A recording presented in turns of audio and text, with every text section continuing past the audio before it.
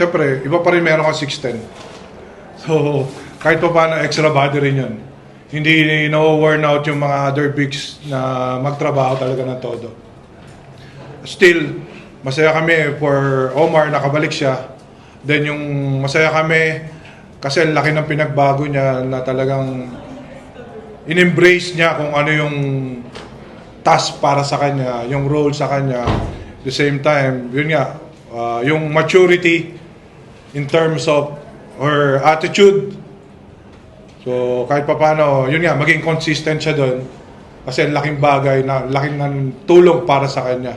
At saka same thing, para din sa team talaga. So at least nag-enjoy na rin siya maglaro ngayon.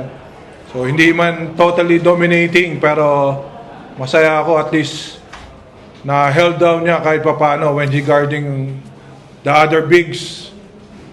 Binigay niya yung best niya.